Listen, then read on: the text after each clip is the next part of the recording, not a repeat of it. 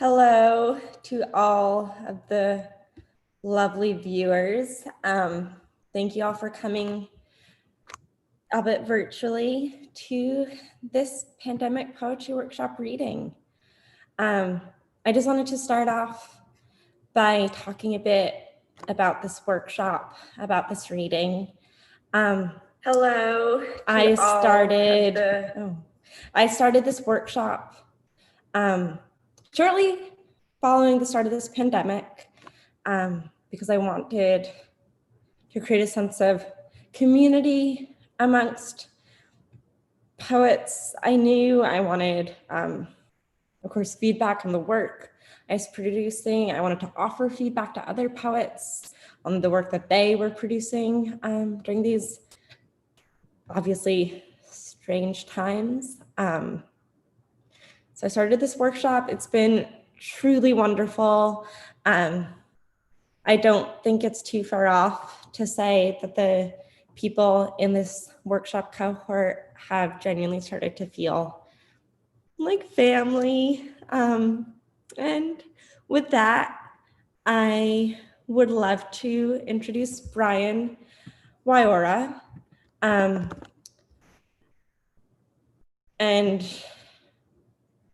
I will tell you first a little bit about Brian. Brian is an Indian American poet from Dallas, Texas. His work has appeared or is forthcoming in the American Literary Review, the McNeese Review, the Florida Review, Gulfstream Magazine, and other places. He graduated with an MFA in poetry from Columbia University in 2020, where he received the Creative Writing Teaching Fellowship. Please give a warm and virtual round of applause for Brian Waiora.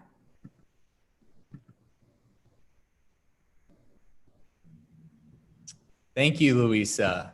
I really appreciate that introduction, and thank you to everyone who's watching this on the live stream.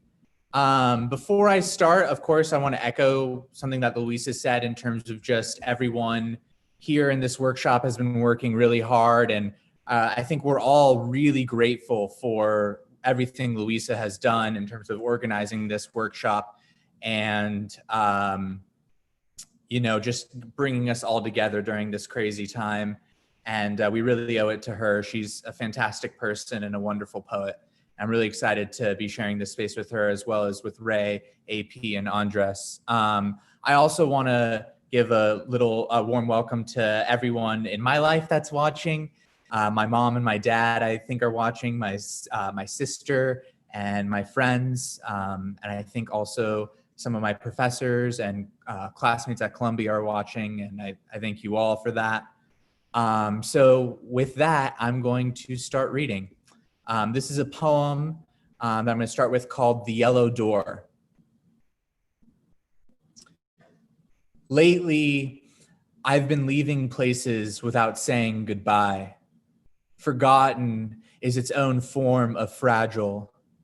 I am not lonely, not sad, but like water, I do not know what form I will take next. I do not worship the way most people worship. Once I told the congregation that there are no white people in the Bible, and ever since the bells stopped ringing, maybe I stopped hearing them. I am not ashamed to say that I have and always will be from the South.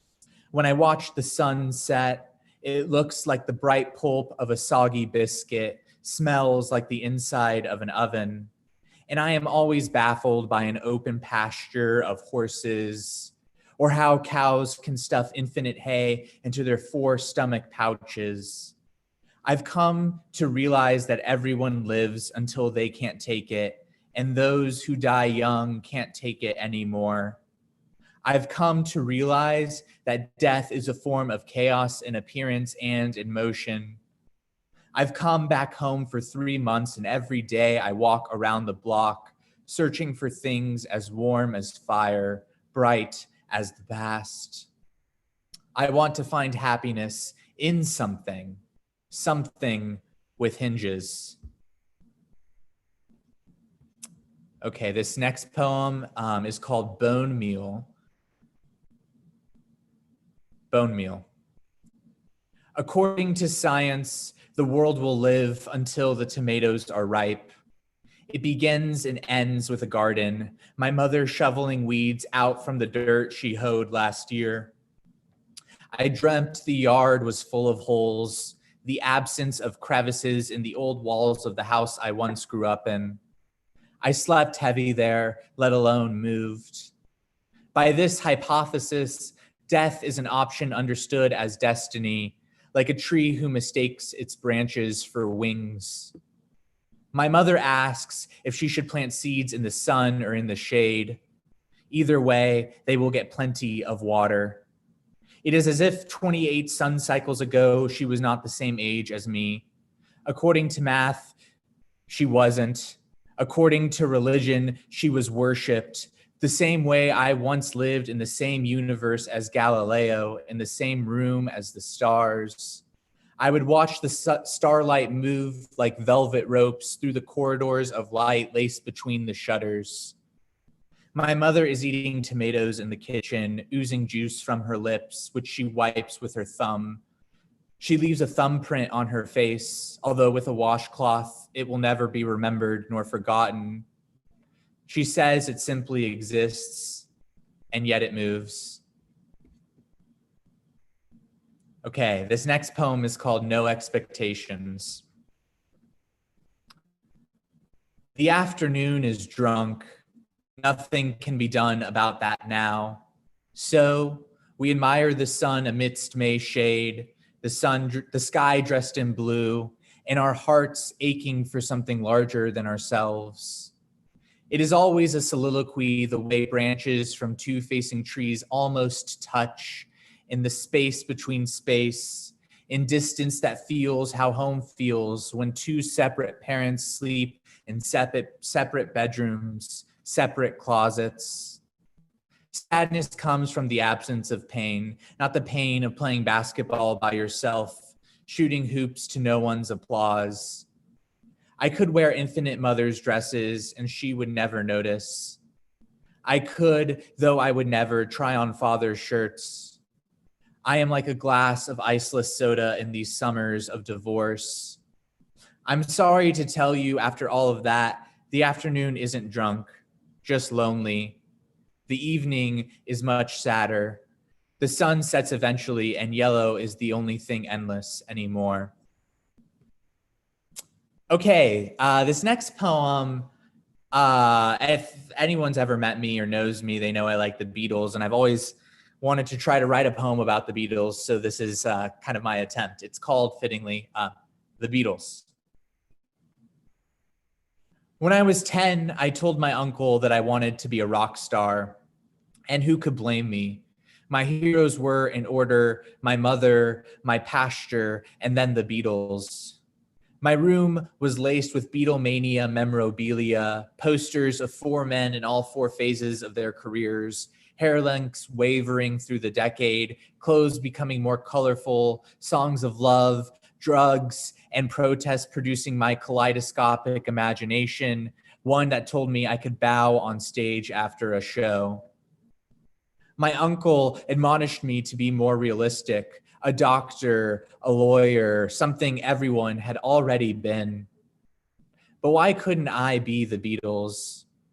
I knew every lyric to their songs. I could imitate McCartney's melodies, impersonate Lennon's slick wit, meditate like Harrison at night. I swear the only movies I watched that year were documentaries about four lads from Liverpool, watched rock critics praise their vocal range and distinct deafness at adapting to the times. I was 10 for half of 2004 and half of 2005. In that time, I would play air guitar while jumping on the bed, while my stuffed animals applauded my rendition of Helter Skelter and Twist and Shout, sounds loud enough to prevent me from hearing my parents screaming downstairs. At the reception following my uncle's funeral, I remember the bar had an old jukebox in the corner. I put in a quarter and flipped to a Beatles song. The machine played Let It Be, and everyone cried till the end. It played across the universe and then let it be again. All right, and this final one is pretty brand new here. It's called So Together, So Soon. In this era of our apart, I have learned how to live alone. Breakfast with a single piece of toast, without the small red promises that only survive on the widths of our lips. On the phone, I speak in the language of tomorrow, where meaning is made from imagined mountains, hypothetical dogs we would walk around forest and peak. There is not enough vodka to grab life from the vanquished backs of old anguishes, not properly drank. I experience my skin as a terrible ache, an always pain under my rib cage, where your armpit fades, remembered. When we confess, we already know. Water must lie flat on its stomach. Exclusively, our conversation sways into love in the expanses of our most enormous cathedral. And yet, when you tell me of your dreams, even your dreams punish me with possibilities. Okay, thank you all for listening to that. I have the honor and privilege of introducing Louisa Finichel next. Here's her introduction. Sourcing inspiration from the rhythms and narrative lyrics of folk songs, from landscapes both urban and pastoral, from relationships, and of course from other poets, Louisa Finichel writes to create a world of possibilities and surreality, a world in which the reader feels simultaneously comforted and disoriented. She writes to unsettle, to capture contradiction, to break down opposition into reflective fragments worth pondering. Ultimately, however, her poems are journeys seeking the familiarity of home. She holds a BA from SUNY Purchase College, where she studied creative writing and literature. Her work has been featured or is forthcoming in various publications such as the Winter Tangerine Review, the Rising Phoenix Review, No Contact Magazine, and the Nervous Breakdown. Her debut collection, All These Urban Fields, which was excellent, by the way, was published by Nothing to Say Press. So now, here she is, Louisa Finichel.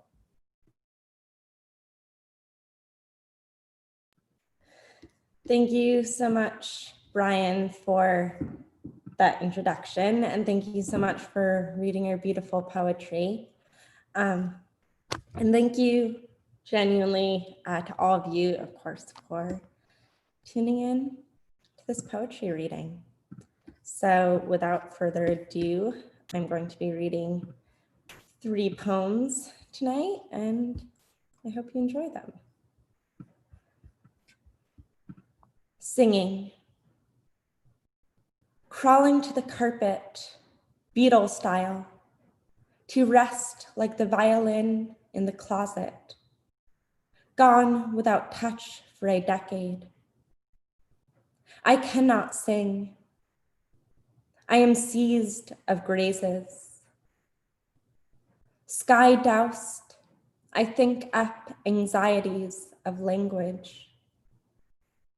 Night is most hideous, remembering the sheet's arm. Yours, strengthened as Heracles. I rise at noon, scrawl out love lacking letters like a politician's wife, until my palms reek of wind. Neighbors have already broken into their eggs, mowed their small lawns, tucked away their loose strands of hair. This tale is no newer than I am. My home is sparse of mirrors, but through the window of the antique store, I see my reflection, vanity yelling to my core. I clutch my cheek, toy with its skin, as though it were some crashed train. There is nobody even to insult me. It's a wonder I search for romance. I sprint to the library, my shins sore as pond water. Read up on Greek heroes, their loves. Autumn's arrival I often anticipate will be cruel. infants at ease in their prams, their mothers held close to their $5 coffees, empty cans of pumpkin ale littered through parks. It's a wonder to sound like myself, to gaze into pale gray mornings with little judgment. What once drove me, sprawled out, wearing jeans, in a waterless bathtub, yelling at my thighs to come home. I mean this to be beautiful. To repeat a word, beauty, scribbled in pencil on an otherwise blank grocery list, until it lacks connotation and color. My father, a child in front of his first color television. In 1954, my parents had yet to be introduced to one another's vocabulary. 41 years later came I, howling like a dead woman, to be hymning along sidewalks like a stray gone cat in search of sustenance. Some dusks, long perambulations done with, I soft press my own doorbell to feel the weight of another visitor, to welcome in somebody new.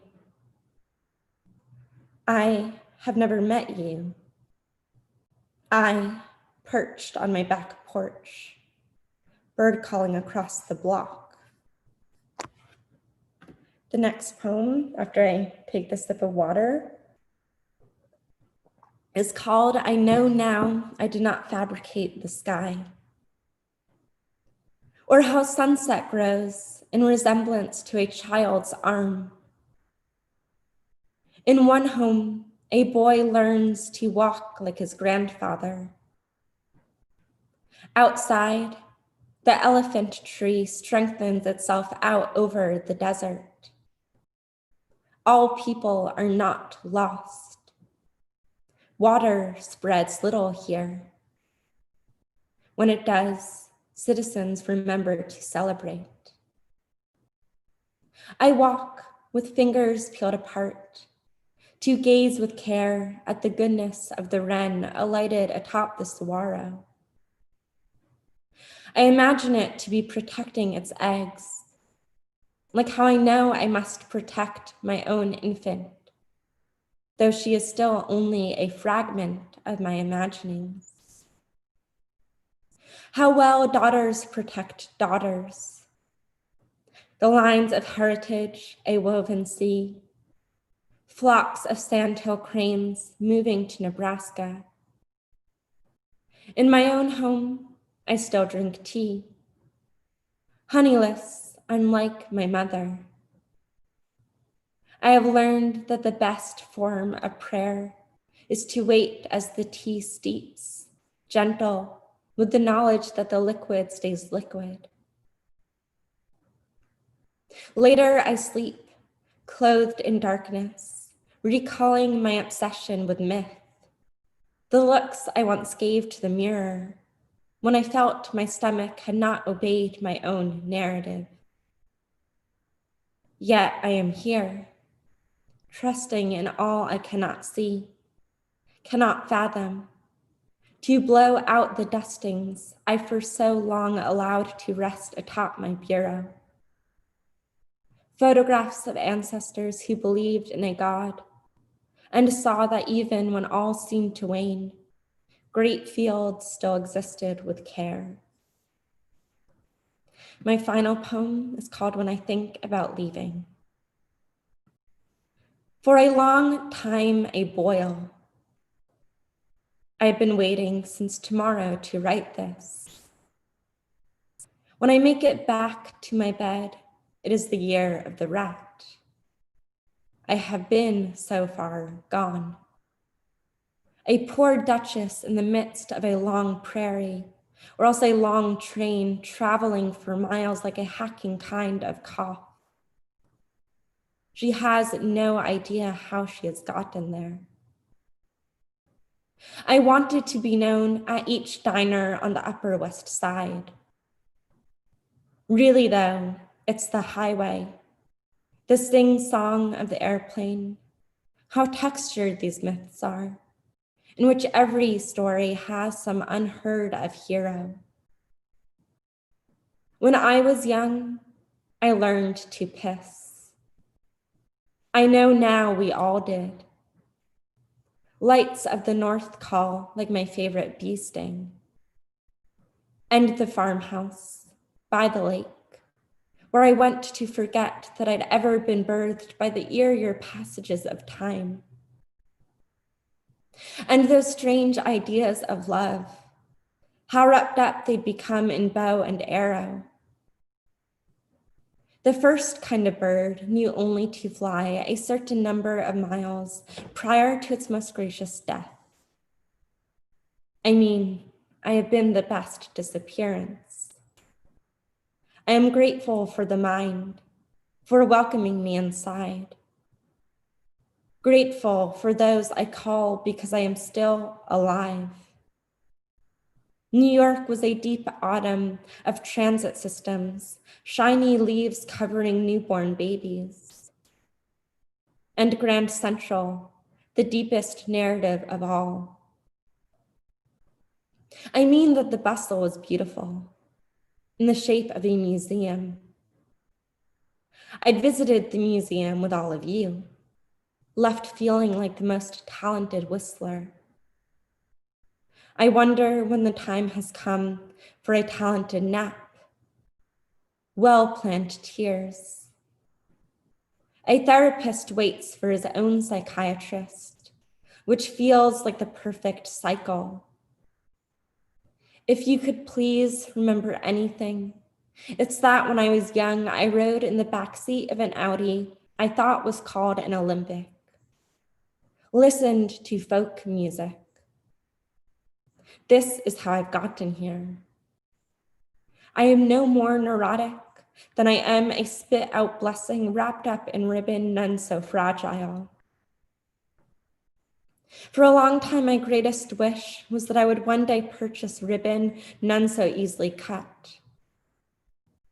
It's only that I listen to country music when I know not what else to do.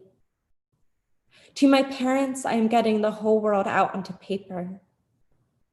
When this is read, I will, like a debate, have left again, to where I could not write.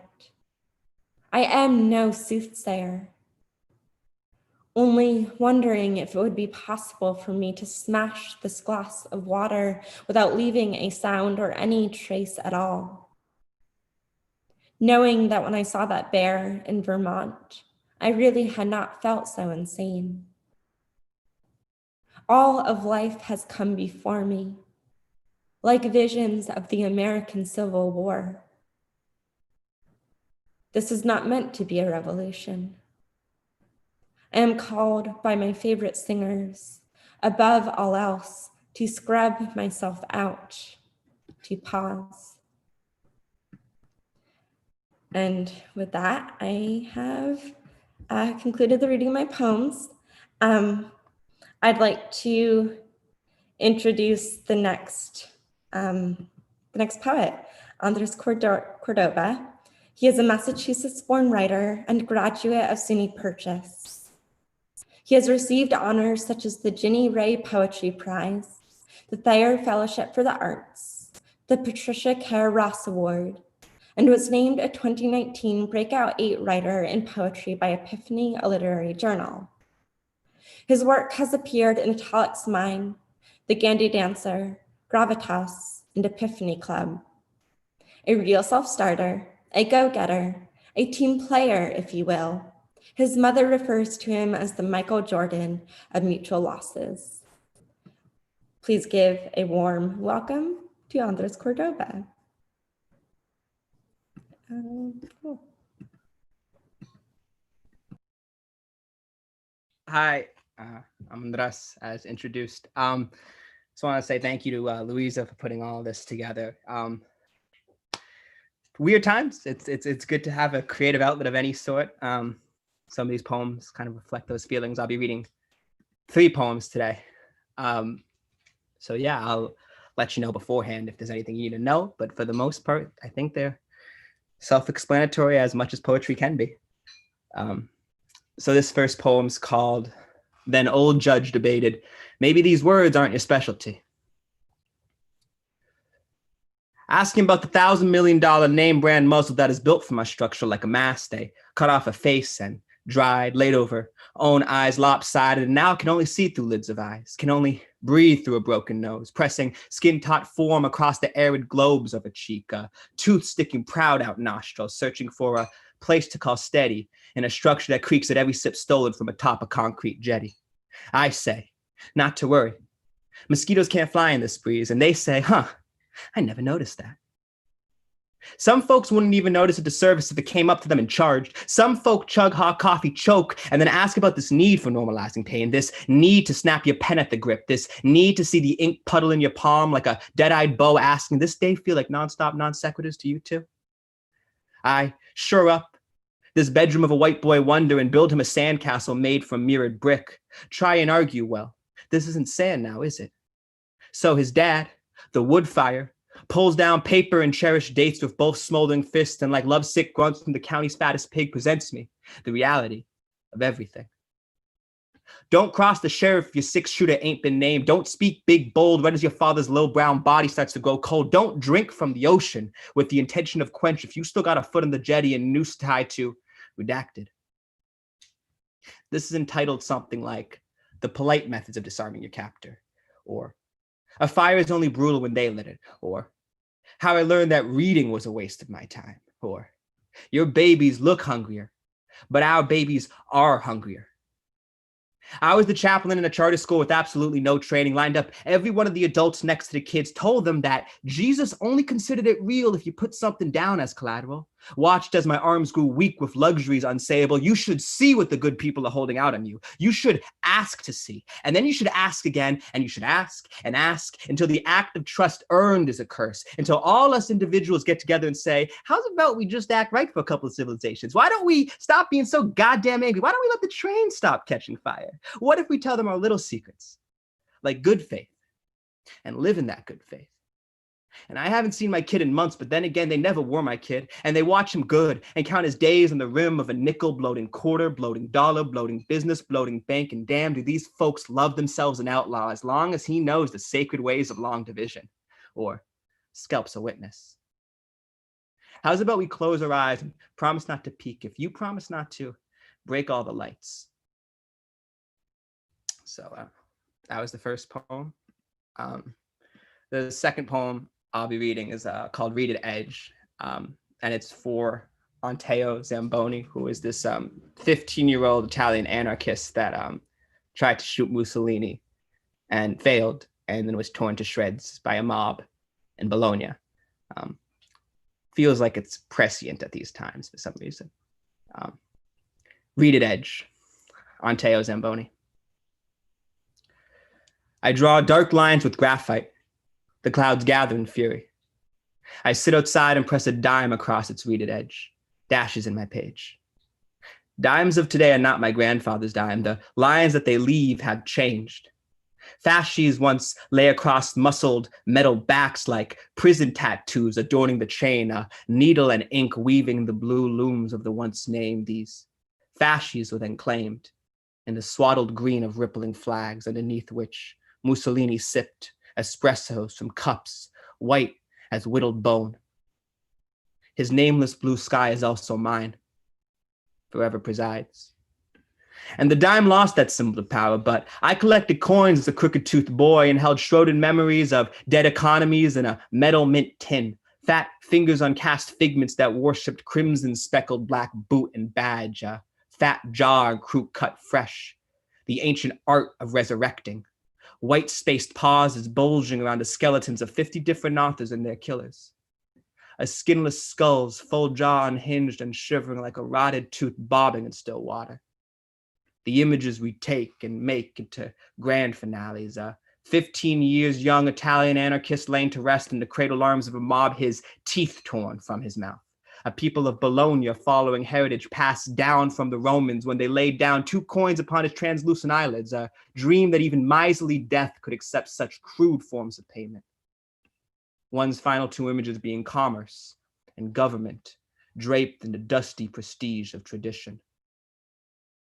I never could murder, but I could kill with the pressure of a trigger finger if the body in between me and the target stood in vigil for a tradition of cowardice. There is a slow ease to death, a black river, chest high. And if there's ever money atop my blue face, I can only pray that the person to blame shares in this final, metallic, fixed state. A peace cashed in by both the kneelers and the jackbooted. I pray that riots are heard for their natural voice in the natural way of the earth, in all its music. From the splintered precinct window to the scorched outlines of a cage playing vehicle, brutal melodies. Like when children ask for honesty, palms outstretched and cupped, wrists exposed. Our nickels held scalps. Do not forget. Quarters praise pale sunsets, fading men. A city calls like a city recalls what it once was. Give thanks to God for his failures. Today, on a day of unrest, I sneezed, and in the chaos of the body, a pigeon cooed overhead. My eyes watered. I was small, and I was hungered, and the world teetered on a dime's edge around me. Okay. I'm a little nervous if you couldn't tell. I've never done a reading, so this is my first one. So thank you all again for coming to this. This is my last poem. This poem is called I Am Happy You Were Hungry and I'm Happy You Were Eating. And it's a little bit about my dad, but it's also a little bit about George Bush. So I don't know. You find what you find in that, I guess. I am happy you were hungry and I'm happy you were eating. Like loose tobacco mixed with cups of old coffee, I imagine your exhales taste of petty vices. Been assuring my assurances, reminding myself of fingerprint dust promises left on tongue, red and pink and ruddy knuckles. The list of languages on exhibit wanes throughout the paces of a frightful year. Heard you got some big plans, killing yourself and turning into a lotus or some shit. An interview process might begin. So it says here, and they keep reading what you've already said. You didn't work for 4 different terms? Shit is fucking rough. I got an uncle who got busted for being the employee of the month in a year of bad jobs. A maestro at darkening bubbles behind a curtain in a high school gymnasium. As the blizzards fell hard that election fall, you told me some men have brothers and some others have barbells. A scuba man stands under the Florida surf with his foot held fast by all the air on earth. Another night falls swift in the bedroom of an apartment that you promised would be demolished by the end of this term.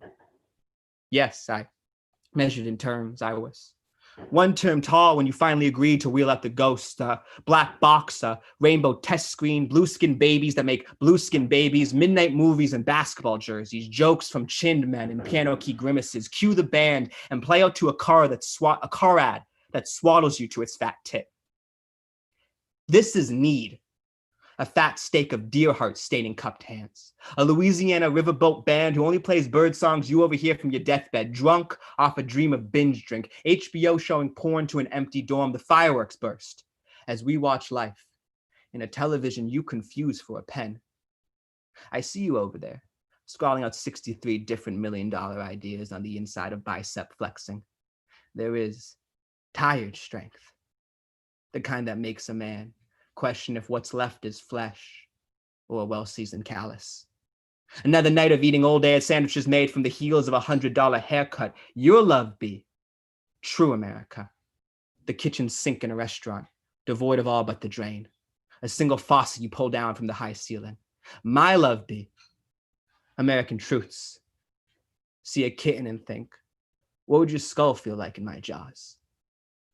When all I want to do is be vicious brave in my amateur love. Some men are lovers and some others are lampshades. This night reminds me that I'm happy you are hungry and I'm happy you are eating. Some beings dream in the language of stomach. Most of us are born under the constellation watchmaker for the establishment. It even looks like all the other stars too. And all the universe hunches over this little man's trembling shoulder, bumping and coughing as he chisels the softest of gold into something ornamental and wanted. Something you can set the day's pace to. Thank you so much for this opportunity. Yeah, it's really fun, really cool. The next poet after me is Ray Antonsen. And if you give me a second, I can quickly open up their bio and read it to you. Ray Antonsen is a videographer and editor, currently writing in Brooklyn. They hold a BA from Purchase College in playwriting and screenwriting, and despite believing it's propaganda, journalism.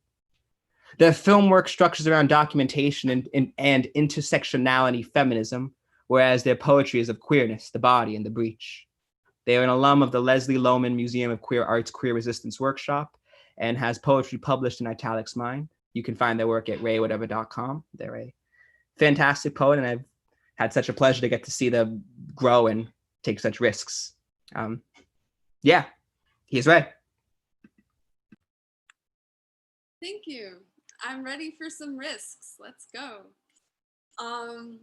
I feel very lucky to be part of this, especially because I met Louisa quite randomly at a poetry reading in 2015 and gained quite a lot from this experience with wonderful people. I'm ready to go. So my first one is brittle. I'm shooting myself in ankles as racehorses break mid-stride. I never had sex on the beach, just in the dunes. Lurid, I can still taste lurid sea salt shiver. Plenty of men find my appeal to core me as an apple. Winter harbor, tide sinks low, my womb wilts, and I die at 16. Husked. Erin fumbled to uphold the cracked shells of ourselves past and asked of me, what of these shucked women? Their mouths lollygagging open with the spill of green tide. Within a phone call, no longer do my virginal urge to spear myself proper upon a fence post and lament my upbringing catch. Thought I was Cecilia in sainthood 13. When in the now of fireflies, summer's children cupping palms of nippled lights, little trikes and tykes of kids I will not reproduce with my cellular data. Toddlers chasing white butterflies through the clovers, squealing tiny-footed fawns do not understand as I was child before and did not understand why I was in the back of the truck, shucking muscles out of a wet crotch, thickening and squelch. And I have another one after that called By the Lighthouse. My breasts have qualified to buoy small ships passing for the night. Laughing too hard at the wrong time, men have thrown me out of cars in hopes my exoskeleton shatters. Husks of horseshoe crabs on shore, along tide pools until our hands kiss soft and we pretend we broke up. Waves impress rip-rap, uncovering sea stars, rocks slick of sunset kids, nipping rough at bloodied feet, topless tomboys tagging along. My memory forgets my own face.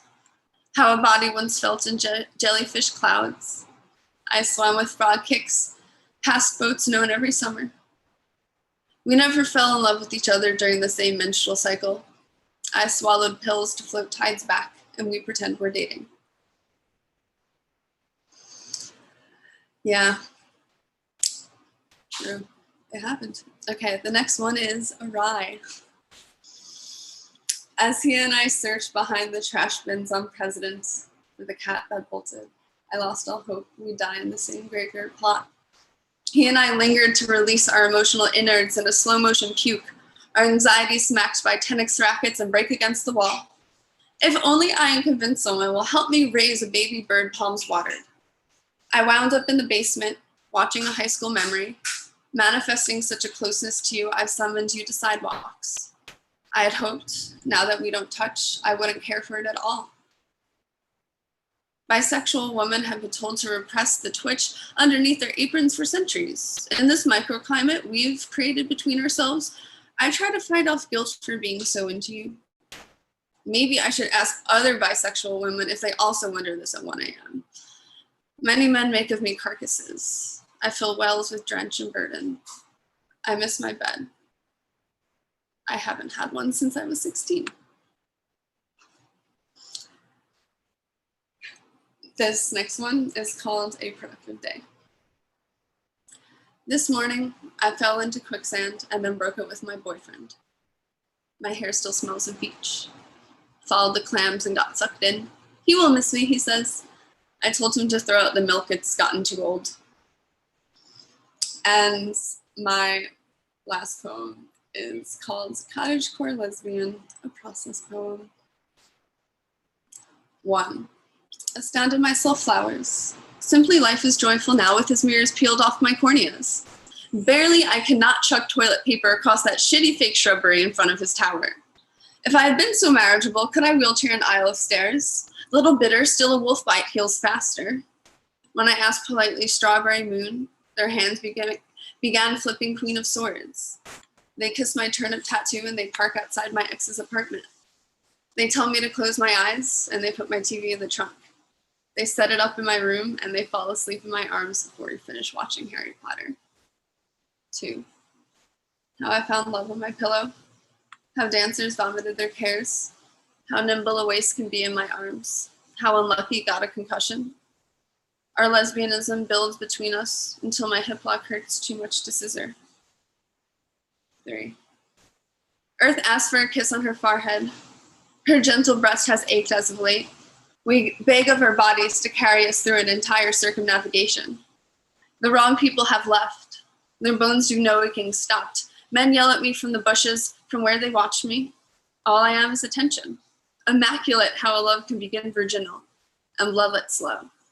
There were too many rough words left in our bedroom. My face is not designed for a wallet-sized bridal portrait.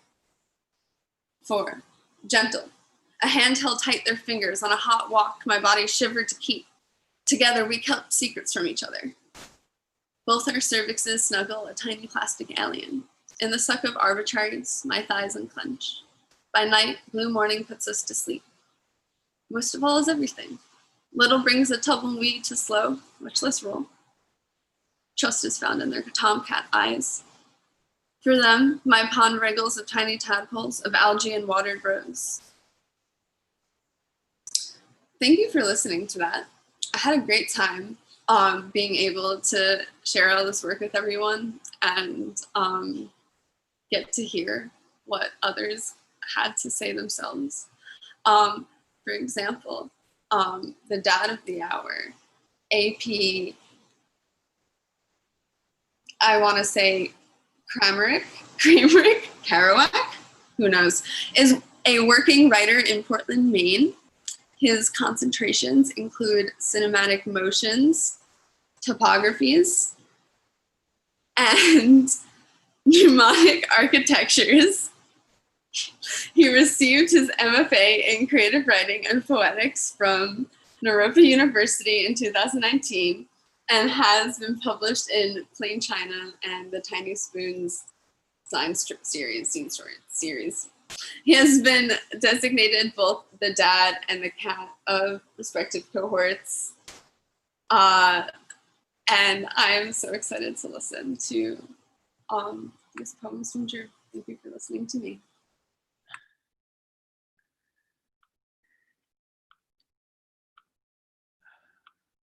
The host, what?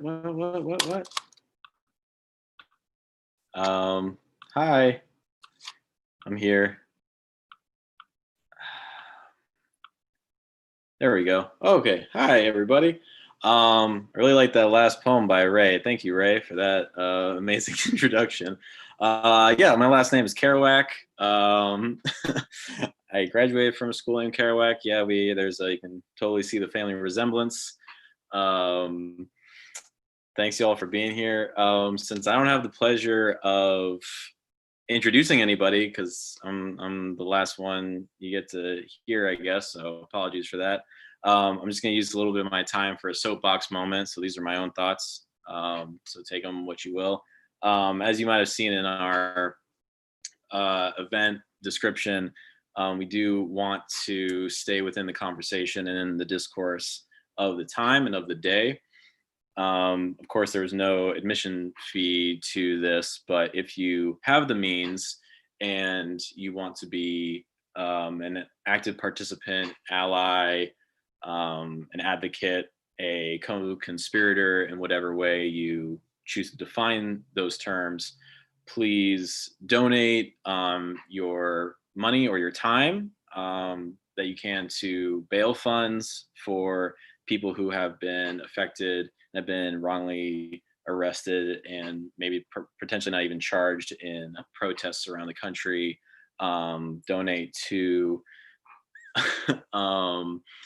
please donate to your local NAACP chapter. Call your representatives, vote, register to vote, and wherever you are. Yeah, tear this stuff down. This is the time. That's what poetry can do. Do whatever you can as a political act and as a poetic act. That'll be my message. I'll say my intro for everybody else. I'm just gonna roast them and say they're the best poets ever. They're the poets of history. Okay, so let me read some stuff. I got a short one, a medium one, and a long one. Yeah, my name is DJ Robert Frosty. Thanks for coming. End, you old dog, sigh. Rusted breath dismembers you, a sail staggering for words before billowing aha round the bend. Drift back down your first familiar staircase, vesper dance partner in a sap-sealed scrapbook. Tennessee petals ward off, nail bite grease. And this is recordings in all caps for some reason. Alcoholism bisected and accounted for, large family, numerous divorces, closeted anguish, Scots from one half, the other says yes. I am learning about imprinted tendencies from the last crease in the eyelid to the one time too many mistreated door jamb. Her word taken from 3-volume genealogy. If it doesn't track their favorite records, I won't bother. Confirmed, Ozymandias lives across the hall and has been drafting his ultimatum base of cause and notions of the unforeseeable. As protest, I have never been so attracted to humanity. I will show love in semicolons. One already traced by a cricket in 8 short months. The button to press at the end of the semester should say impose instead of submit. The moon chimes the blinds. Moleskins and back pockets of jeans are the closest beings I'll have to children. Already had all the world's children, so you'll be having none of mine, nor will I read any of yours. Whisper to your windshields and molecular tracings. If you had a prayer for the light bulb Edison installed in that one fire station, humming, dancing, dark. Do not think of me, old tenant, or we'll show up in each other's Freudian laundry rooms and not know which one of us is supposed to leave food out for the cats. Introduce yourself to Bows, formerly known as Lodgings. Michael McClure seemed like a sanctuary man, reminisces about lichen-colored carpets and tarnished red covers discarded on the bench. Slovenians are the illegitimate beekeepers of the world. Many-hearted mothers and dog-eared fathers. If your family name was the site of a nearly forgotten battle, start with the archways, then cobblestones. Ask for the whereabouts of any failed steeples. All right, this is the long one, and I didn't come up with a title for this one, so I'm going to use a combination of some of the critiques that the other readers in this group have given me as a title. So this will be called Actual Title for Lynn Haginian. There you go. Actual title for Lynn Haginian. Brush of dusk, curious to count the indelible iron weeds, roaming here regardless. Pine Knoll chorus, the sun sets at 4. Though it's been said the archer from the Tower of Babel lived the longest day, asking for picture frames, hanging bullets, and chipped bowls, pages laden with dustings, evidence of petals and film. Alone on the 5th tire left forfeit by haunted sisters without a spare glade between them. But tin rattles every 15 seconds in the absence of bells. The newest tricks for waking early is keeping the city busy, with this week's saints like Michael Keaton and Tilda Swinton. Stasis can also be mutual cancellation, a balanced scale. For instance, I first must cross the hall, the often busted cage, to dismiss biblical declarations as they inevitably become fresh forms of vandalism, such as a distinct lack of arms amongst the scene of busted knuckles, leaving your God knotted and blown in a Saturday morning cartoon. The same luck-laced vigilante spent 6 matches entering the park while telling us again of the eyelid thunder and bought coffee solely for the smell. Maritime spirits wake earliest of the birds, saying nail, painting, nail, award, nail, crucifix, nail, thorax. Without another clue, just gasping, you perceive a desert, eventually a waiting room across the street. Touch prohibited, grace denied. In 2015, I drove out of town and sank into a canyon of lights at the intersection, and ever since have yearned for various wooden matters, boardwalks, fireplaces, maw of barn doors. Send me with woe, your hand on the land's wilted lids, walking to where one can't cross, filled with flame-weathered steins and cauldrons. Unclench your winter's jaw, with it the rubble, collapsed ocean. Sunrise, forgotten red door, surrounded periphery blue. Laughing cicadas, best known for reanimation and flight. So attention passengers, you revelry in the ribs. Remember to keep your candles lit until the ending hymn, stored in grandfather's barn, where we missed meals of keys. A soliloquy with an empty chair. You're a lifesaver, man. Nothing of night or passion. Never leave something burning just burnt. Coastlines notoriously slumber, and only bricks left over. Try and try and try. I'm here for the spectacle, not from around or within. The road has you. Lost all that good in thunder and lightning. All right, thanks, y'all. Hope you heard all that. I don't know. All right, let's thank you to people who are around. Thank you to who I know and who I don't know and who I hope to know in the future. I'm gonna send it back to Louisa, I think. All right. Hello, everybody. Don't worry, I am not reading any more poetry. But I did just want to thank everybody again so much for coming to this reading tonight, this reading in the virtual realm. It's been lovely to see all of your comments in the chat and to see all of your support. And so, yeah, thank you all so much. And thank you, of course, to the other members of this workshop for reading tonight, for sharing your absolutely gorgeous, beautiful, perfect poetry. And one more thing, Blonde Mission is technically free. We would love very much if you could donate to such organizations as Drew mentioned earlier, the National Bail Fund Network, Sisters Uptown Bookstore, or the Lit Bar. All of the links are in the event page bio. And with that, have a wonderful night and hope to see you all in this cyberspace again soon. Good night.